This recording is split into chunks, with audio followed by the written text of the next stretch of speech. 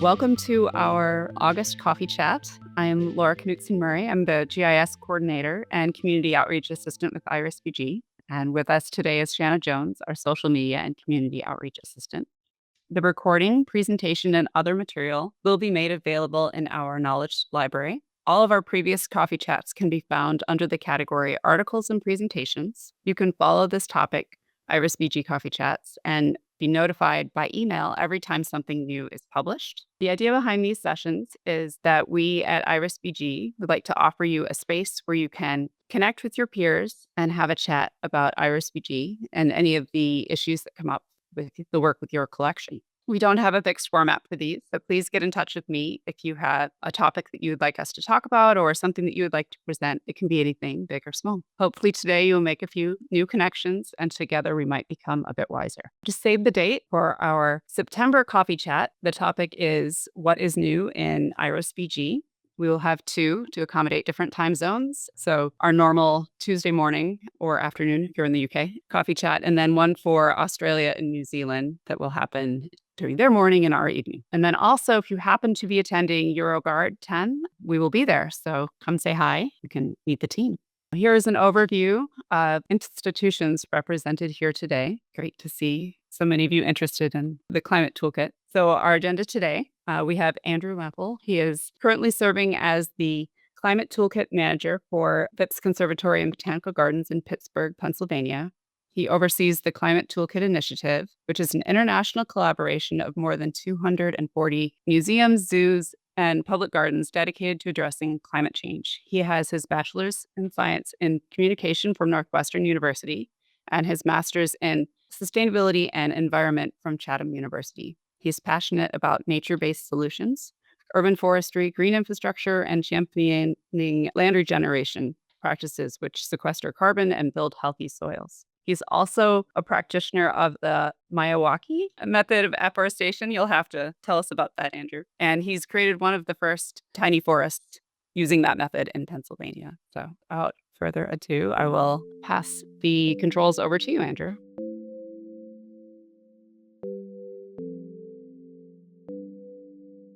Thanks so much, Laura. And yeah, happy to talk about the Miyawaki method of afforestation at any point, either at the end of this presentation or in a future date. Very passionate about that work. So yeah, thank you again, Laura. My name's Andrew Lampl. I am the Climate Toolkit Manager here at Phipps Conservatory and Botanical Gardens. I've been here for just under 3 years, and my role is managing, coordinating, running all things Climate Toolkit. So we'll get into that momentarily. But before I launch into what the Climate Toolkit initiative is all about and how it works, I think it's helpful to start with a little bit of contextual information about Phipps Conservatory itself and, how it got started and what were the actions that led to the formation of the Climate Toolkit. So we'll start there. So Phipps Conservatory, rewinding the clock, was founded and opened to the public in 1893. It was a gift to the city by the chief financial officer of Carnegie Steel, whose name was Henry Phipps. And I think he dedicated it to the city for what is the equivalent of maybe $3 million today. It's a bit ironic because the steel industry had actually completely decimated Pittsburgh at that time. This is what Pittsburgh looked like in that era. So, Pittsburgh was a hub of the steel industry, coal mining, coke producing for the steel plants. And because of that, because of the massive burgeoning of industry, the skies were just choked full of pollutants, smoke, steel coal smoke. One person that was living there at the time described it as like being in hell with the lid on, if that paints a picture. So, it was a particularly brutal time to be alive and breathing in the city.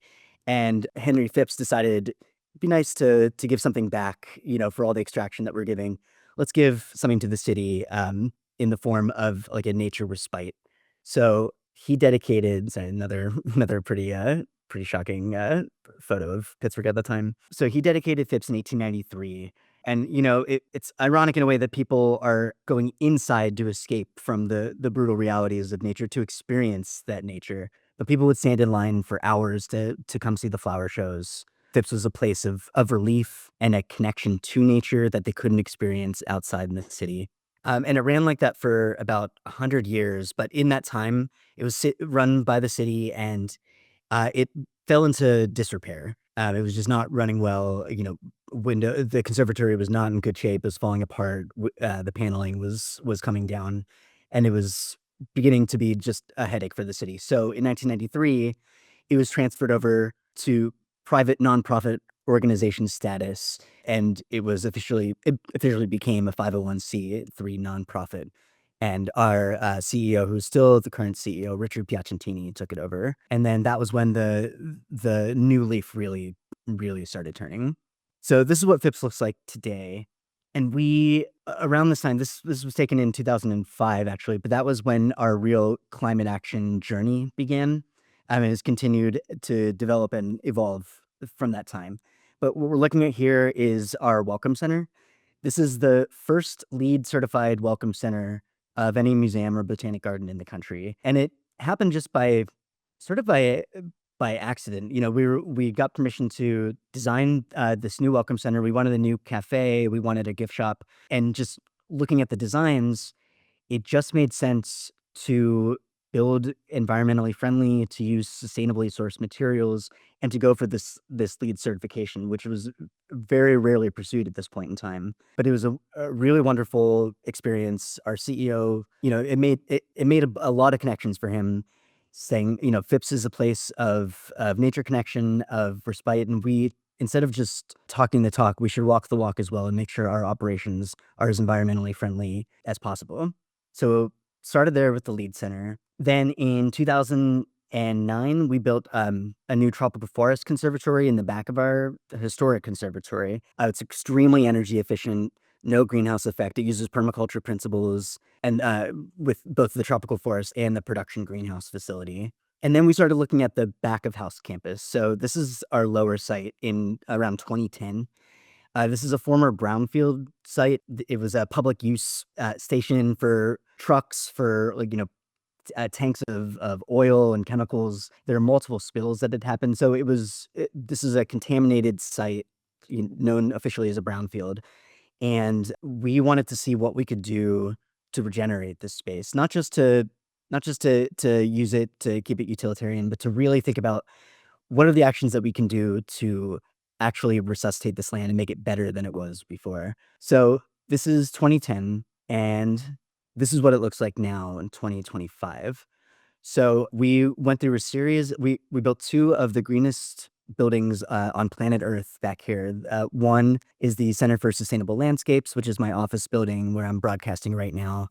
And the second is the Exhibit Staging Center, which is our facilities and production center for our props and our facility staff. And then we also created all this, beautiful native landscaping, green roofs, solar panels, water catchment system. And so, we really felt like this was what walking the walk looks like.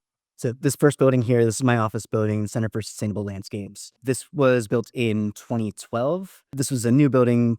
Let's going back a few. This was that cinder block windowless building is the second building here, but on the left, that's just a blank space. That's where my office building is now. So they created that using beautiful geothermal systems, solar. We have a water lagoon catchment system that catches all our rainwater, and we've this beautiful lagoon with wildlife, frogs and fish, and a turtle just appeared on our campus the other day and is just hanging out there now. So I think it's all good signs. We have a healthy, functioning ecosystem back there. So this is green building number one. It's a living building certified, which is among the most rigorous certifications that you can get. Second one is the Exhibit Staging Center. This was the windowless cinder block building already, on campus. They say that the greenest building is one that you don't have to create, but is already standing. So we decided rather than destroy this one, we could use similar, permaculture principles and geothermal, DC solar energy to resuscitate this building and make it just a beautiful space to work. And then you can see all of this, gorgeous native landscaping design. I think 97% of this is native plants with maybe 3% invasive blowing in. And then you can see some of our schematics. So this is like a net zero water diagram. We capture all of the rainwater on site and it filters into that lagoon and into holding tanks below that. We also filter our building gray water. So any water that goes into the sink, that flushes in the toilet, goes underneath that lagoon to a natural system of reeds and cattails.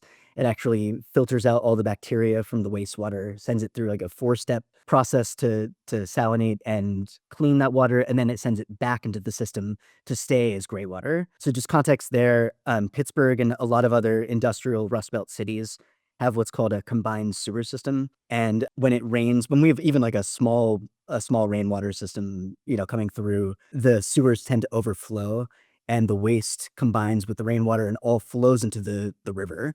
And we have a huge wastewater problem in the river. Something like 9 billion gallons of waste go into the river every single year. It's just, and that's actually better than it was. It used to be 16 billion gallons. So we have a serious issue there. And this is a demonstration system of, how you can not send any water to the sewer system, but take care of everything on your campus. And then here's a similar thing, net zero energy structure diagram. We have tons of solar panels on campus. We're generating 100% of our energy for our lower sites and then sending any excess back to the grid. We also have geothermal and wind turbines and radiant floor heating. And then finally, we're embarking on a 2026 glasshouse decarbonization plan. As far as we know, this has never been done for a historic conservatory, where we would like to get off of our steam heating system and go full electric, using combined geothermal, electric heat pumps, and radiant floor heating in our conservatory. So we started with our East Wing. We have a pilot program going. It's going very well. And by 2026, maybe 2027, we aim to be fully decarbonized and show the world just the strategy for how to get this done. So here's just a few more pictures of Phipps and along our evolving journey. So some of our green buildings and green roof, our green classroom in the back of our campus, which is also a net zero energy building and a great demonstration of what a modular classroom can look like. And then here's a cool campaign that we did where we set out 16 barrels of oil in the front of our conservatory, which is the equivalent of how much oil one family burns throughout a year. Really striking visual example. And, our board did not like us doing this, but it started a pretty interesting conversation. And lastly, our vertical farm in the back of our production greenhouse. So all of this, just to recapture some of the milestones and the thinking around forming the Climate Toolkit. So, we opened our LEED visitor center and we started pursuing 100% renewable energy. We opened up the Tropical Forest Conservatory, which is one of the most energy efficient conservatories in the world. At the same time, we started disposing of plastic serviceware in our cafe. We started composting all of our food waste and plant waste. We eliminated bottled water, like the sale and use of bottled water in 2009. We also got rid of soda, junk food, factory farm meat from our cafe. And then we started doing our green buildings in 2012, 2015. Also in 2015, with board approval, we divested from any fossil fuel investments with our endowments and reinvested that money in socially responsible environmental companies. Then we built our second green building, the Exhibit Staging Center. And in 2020, we created and launched the Climate Toolkit initiative. So we were really thinking, we're doing such amazing work at Phipps. Like this feels right and aligned with the mission of Botanic Gardens and museums. But we don't want to be the only ones doing this. So we want to share freely and openly how we have gotten to where we've gotten, and potentially to help create a platform to get others where they want to go as well. So that was our thinking around forming the Climate Toolkit. And in 2020, we officially launched it. And one note before I launch into the Climate Toolkit itself, we use something called regenerative thinking here at Phipps Conservatory, which runs itself very deeply through all of our decision making and our leadership processes. So the 4 paradigms of regenerative thinking, the first one is extractive. So that's unfortunately where most of our societies fits in right now. Like a lot of our corporations and our mindset, it's just we think that the earth has unlimited resources and that we are free to take and take and take and not give anything back.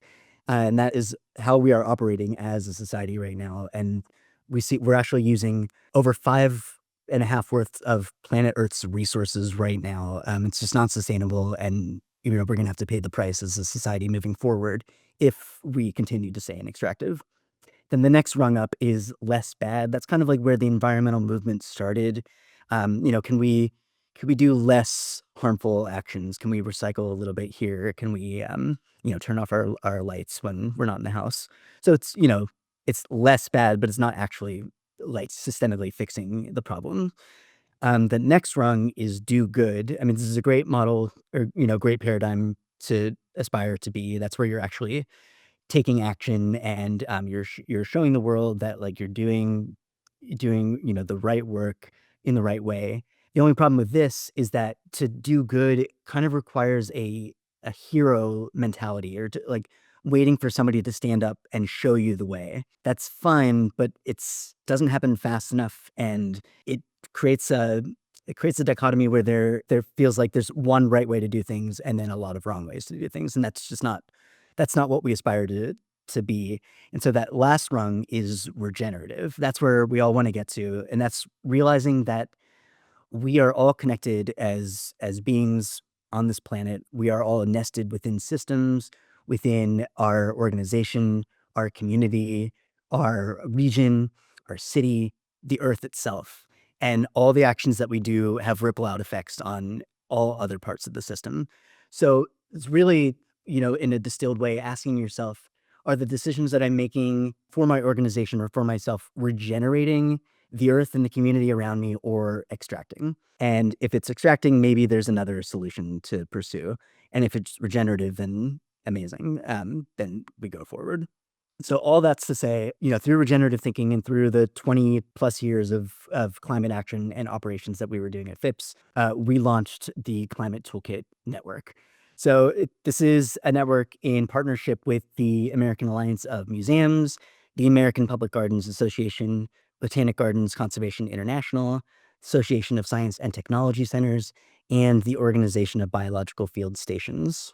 And in a nutshell, the Climate Toolkit, it's a collaborative opportunity for all types of cultural institutions around the world who want to learn how to aggressively address climate change within their own organizations while inspiring the communities that they serve to follow their lead. So a quick note about the state of climate change right now. The Intergovernmental Panel of Climate Change, or the IPCC, it's a global network of scientists that have been working on climate change for several decades now. And they released their final synthesis report last year, or 2 years ago, actually, at this point. And their main findings and their main takeaways were that human health, biodiversity, and the planet are clearly on the line. Climate change is a serious threat to human well being and planetary health, and that we are in a rapidly closing window of opportunity to take action and secure a livable and sustainable future for all. So we are in that window right now. Basically 2025 to 2035 is a critical 10-year window where all of us really need to just roll up our sleeves and take as much action as possible, both in our operations and inspiring the communities that we serve to also take action. And hopefully this can be enough to really, reach a breaking point, or tipping point, I should say, where we can right the ship and start getting aligned with climate and decarbonizing our society. We also know that museums and botanic gardens are among the most trusted institutions for the general public, more trusted than schools, more trusted than the government. And so we as cultural institutions, I think, have a responsibility to take that trust seriously and to show that, through our actions, we don't have to sacrifice anything. We can actually, doing this work actually makes the institution better, makes the experience for the guest better, and potentially can inspire the guests to take some of these actions home and inspire them to, perform and better in their own lives. So the Climate Toolkit, we started thinking about the collective outreach power of cultural institutions. So you take into consideration that there are over 55,000 museums worldwide, 10,000 zoos worldwide, 1,800 botanical gardens worldwide. And all of that taken together, that's roughly like 1.5 billion visitors that are coming through or that potentially could come through the doors of our institutions and be inspired by our actions and our messaging. And so we wanted to create a platform that's free and open source, and for the cultural institutions that we serve, to get people and get museums and gardens inspired to do this work and to take climate action seriously.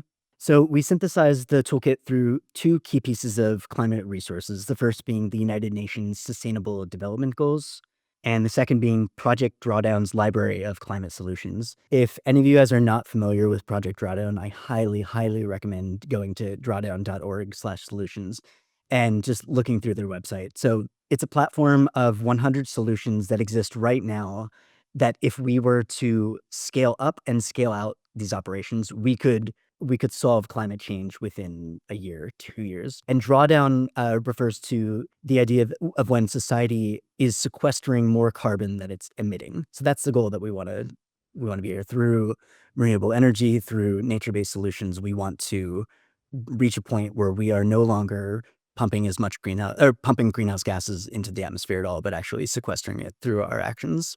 And so through those two key pieces of solutions, we created a framework of 33 climate action goals. And actually, I should say that there's 34 climate action goals now. We added one more. I did not have a chance to update that. But we have 9 focus areas where all these goals fall into. So I'll go through each one.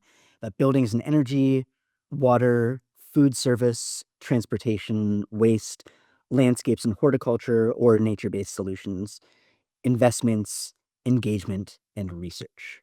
So when you go to the climatetoolkit.org, you'll see all of these focus areas top and front. You can click on each of these focus areas, and it'll take you to a menu of solutions, resources, and folks that are already either engaged in this work or who have completed these goals.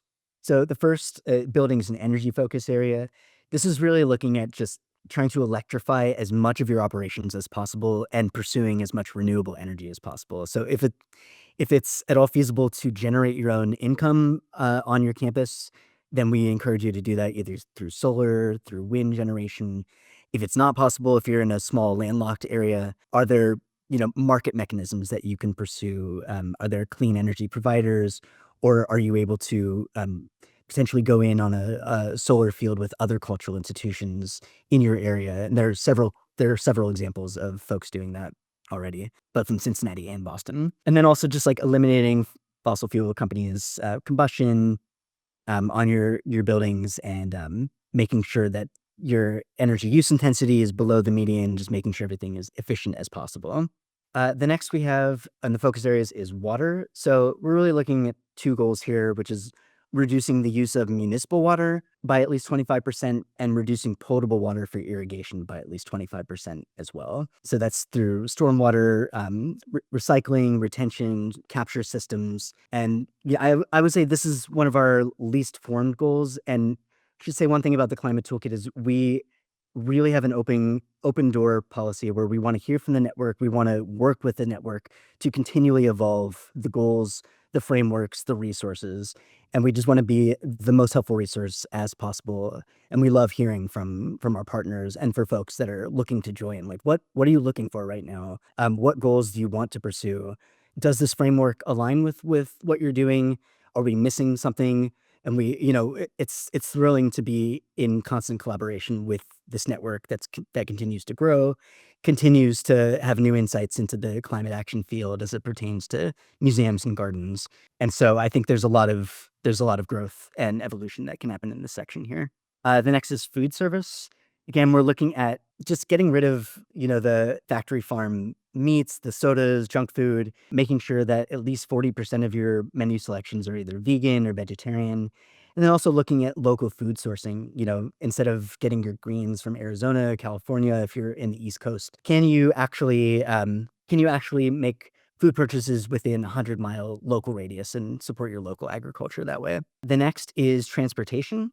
So we're looking at offsetting carbon from work-related staff travel, making your vehicle fleet electric. This says excluding tractors, but actually some electric tractors are coming onto the market now, which we know some of our partners are actually experimenting with this now through our electrification working group, which I'll talk about in a minute. And also just incentivizing employees to carpool, to bike, to bus, or otherwise forgo single occupancy car transportation, and also incentivizing visitor sustainable travel, either, through potentially like a reduced ticket price if you take the bus, making EV charging available for guests, and the like. So waste is pretty clear cut. We want to eliminate all plastics from our operations, especially single use plastics in horticulture, food service, gift shop, facilities, operations. We want to be composting 100% of our food waste and plant waste as well. Eliminating the sale and use of bottled water. That's a fairly easy place to start. We can offer aluminum bottles instead and water refill stations. And then, thinking about our recycling programs. Are we recycling in the proper manner? Do we have flow systems for hard to recycle materials like e-waste, batteries, things of that nature? Are metals, glass, and plastics going to the right spaces? This is very applicable to all gardens and arboretums that are on this call, the landscapes and horticulture focus area. So again, we're looking at best practices in the gardening world. Can we electrify our lawn and garden maintenance equipment and get rid of those two-stroke engines and diesel-based equipment? Can we stop using pesticides and fertilizers at least by 50%, if not altogether 100%? And especially, can we make sure that our fertilizers are not derived from fossil fuels and are organic as possible? If we have lawns on our properties, can we reduce some of those lawn areas by 10% or more and encourage native or climate resilient plant placements? Do we have trees on our property? Can we support greening in the cities or other forestry projects that sequester carbon from the atmosphere back into the soil? And if we have parking spaces, can we convert some of that land use into green spaces, either native plants or, other green material or solar panels above to combat the rising temperature in cities and the heat island effect? So it's really just looking at regenerative land care, nature-based solutions. The investment focus area, pretty simple goals, though a lot of people have, for whatever reason, trouble getting approval doing this one. But it's just, looking at your endowments and your resources and funding. Are they invested in fossil fuel companies or companies like, Chase Bank that are well-known funders of oil pipelines and things like that? Could we pull that money from those institutions and reinvest them in ESG funds, like Aspiration or the Carbon Clean 200? And this used to be seen as a pretty risky endeavor, especially when we did it back in 2015. A lot of our board was saying, we're going to lose money doing this. This is just economically irresponsible. But these ESG companies tend to beat the market, and it's no longer looked at as a risky proposition, but actually smart economics and just the socially the right thing to do with your money. All right, two more focus areas. This one is pretty far reaching. It's all about engagement. So that's both internal engagement with your staff, like creating incentivization program for reducing emissions and your staff, or establishing a green team to do, employee related climate action, either operationally or within your community. At Phipps, we just completed our 1-year anniversary of our Phipps Green Team. It's been thrilling to be part of that. I'm happy to talk about that experience as well. And then on the outward facing side, can we assist visitors in switching to household renewable energy? Can we do some education campaigns on sustainable fossil-free horticulture or growing organic food, or even just the impacts of food choices and waste on climate change? And then, can our exhibitions and our collections teach best practices and facts to help mitigate and reduce global climate change? So, again, as trusted institutions with visitors coming into our campus and into our doors, this is a prime opportunity to reach people when, they're most open to receiving new ideas and potentially exploring behavior changes.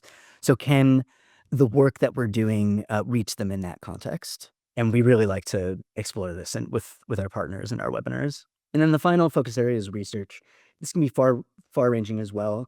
Can your institution conduct region-specific research that's related to climate change? So we have several partners that are working on native grasses that don't require the inputs that a non-native grass that needs to be mowed every week, like Cornell Botanic Garden or Holden Forest and Gardens. They're doing this work.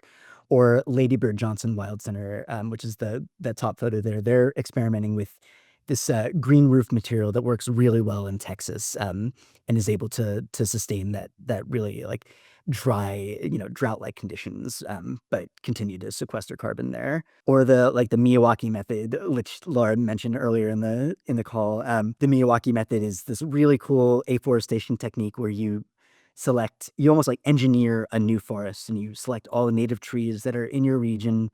You amend the soil with lots of organic matter, and then you plant the trees incredibly densely together, like 3 to 4 saplings per square meter.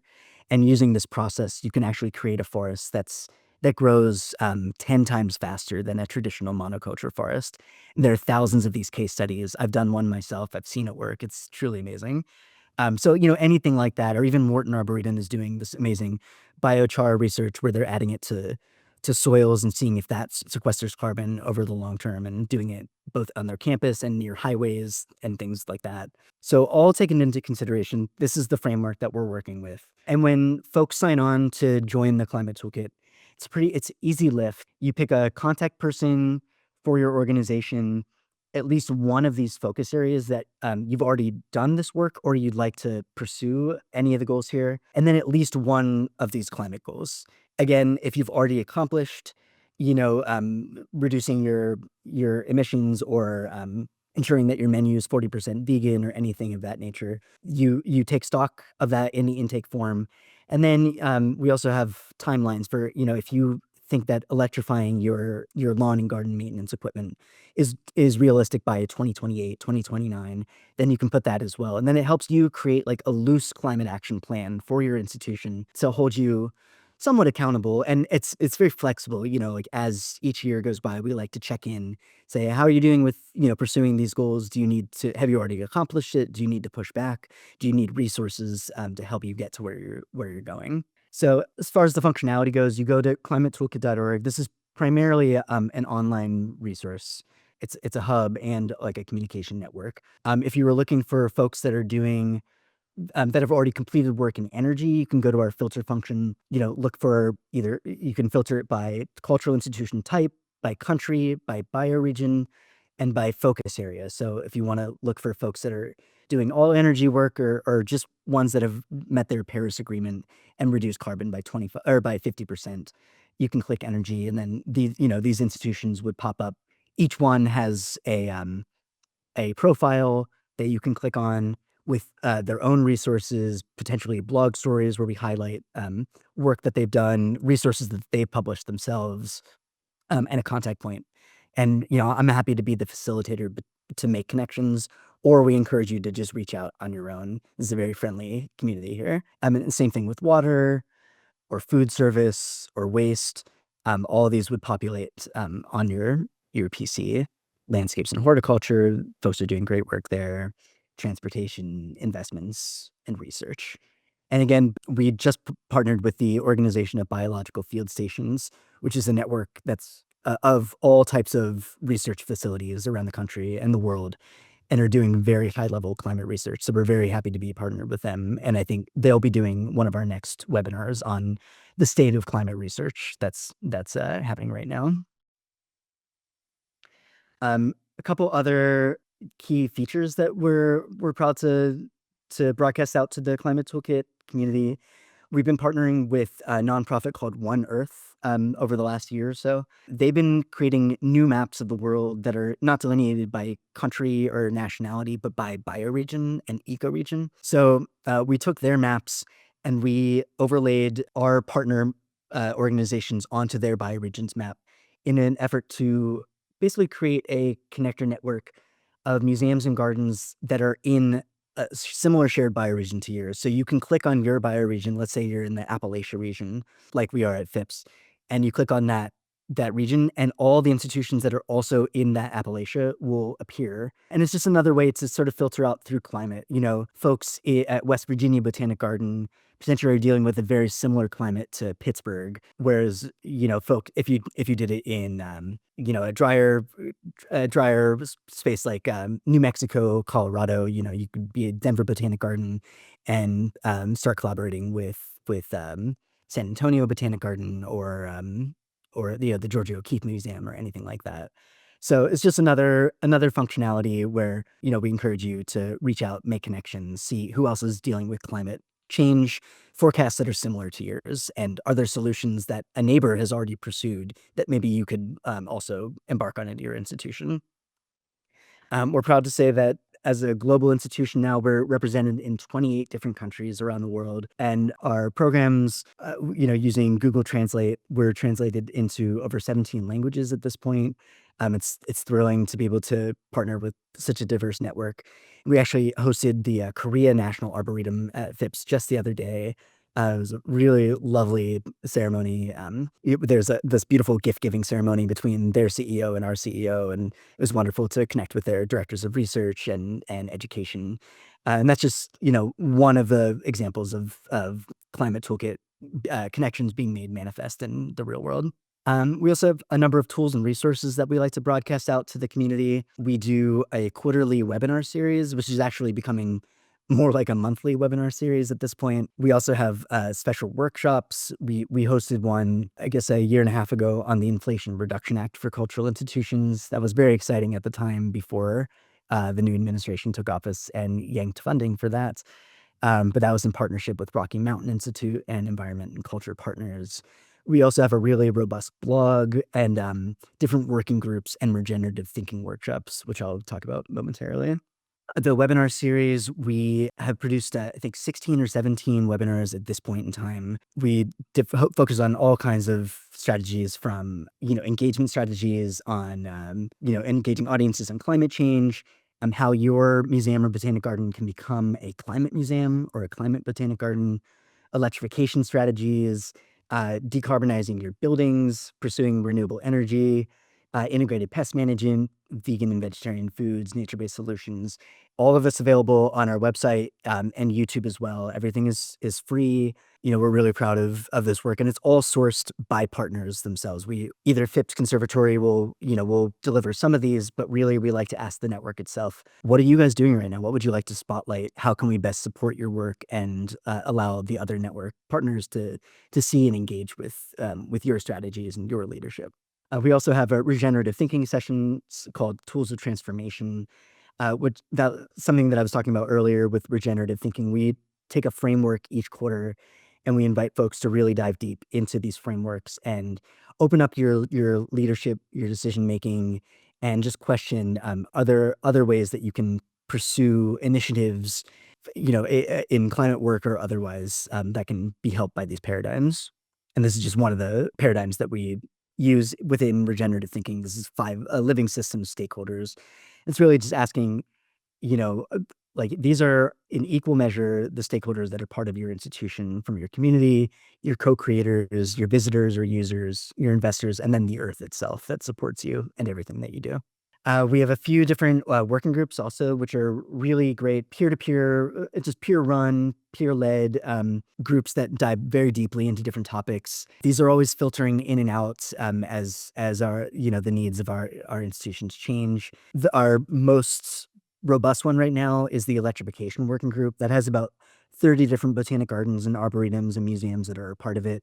We meet quarterly. We talk about different technologies that are coming on the market or different strategies to pursue electrification, either from landscape management or equipment, fleet vehicles, trams, tractors, even building electrification. And that group has yielded some in-person visits with our different partners. I know New England Botanic Garden went over to Duke Farms, which is one of our real, strong leaders in this electrification field, and got like an on-site tour. I also know that Filoli House and Gardens in California went over to San Diego Botanic Gardens and experienced their electric tractor.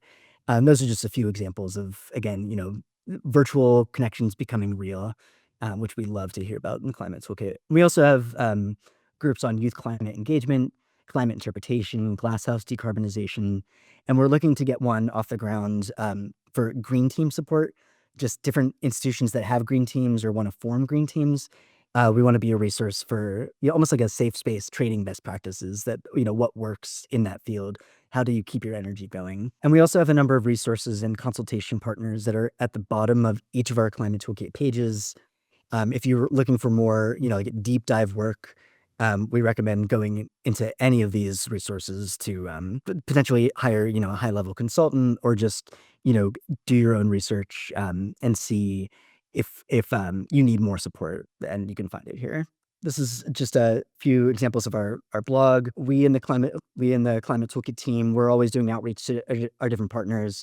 We actually just had a meeting with Joseph, who's on this call right now, who did wonderful work doing a GHG emissions audit for Leach Botanical Garden near Portland. And we had an interview with them, and we're going to publish their work as part of our blog. Again, we love doing this work. We love spotlighting, hearing great climate action work that's happening at our museum, garden, arboretum partners, and how we can best share that with the rest of our network. This is our network for youth climate engagement. If your institution has a youth group that you're doing climate action with or looking to form one, this is a support network to get you to where you want to go. There are a number of, I think, 17 museums and gardens that are already partnered with this group that have really robust youth programs and can help you, either connect your youth with their youth and just trade what great climate action is happening in the youth space. And I wanted to announce that we're hosting our first ever in-person Climate Toolkit Symposium in Pittsburgh, October 26th through 28th this year. We're really excited. We've never had a convening in person before, and it's generously sponsored by Duke Farms. So it's a very low conference price. It's $150 for all meals included, 2.5 days. It should be a really, really excellent conversations, collaborations, trading of climate action resources, inspiring panel presentations, breakout rooms. And we're really looking forward to hosting you. So happy to answer any more questions about that if you are interested in participating. And it's not necessarily, you don't have to be a partner of the Climate Toolkit. All are welcome to come and attend. This is a smattering of our partners. We are connected with over 242 institutions as of today, 28 countries, 112 million annual visitors coming through our doors. And we love for you to be involved. So this is just a quote from our president, Richard Piacentini. Just how we need to change our paradigm if we're gonna have long-term health and viability on this planet. And that climate change, loss of habitats and biodiversity, these are all symptoms of this deeper problem that can be addressed with regenerative thinking and climate action solutions. So, we really hope that you're inspired to join. It's free. It's always free. We hope it's an easy lift to join. And we really are just interested in supporting your work, making connections with other museums, gardens, and zoos. So you don't feel so alone. You don't feel like you need to reinvent the wheel in any form, and that you're inspired to keep taking climate action and address this critical 10-year window that we're all facing right now. So if you want to join, you can go to climatetoolkit.org, click the Join Us page at the top nav. It'll take you 5 minutes or so, and then we'll be happy to connect you with our network. We really look forward to working with you. And that is all. Thank you so much. That was fantastic. Thank you, Andrew.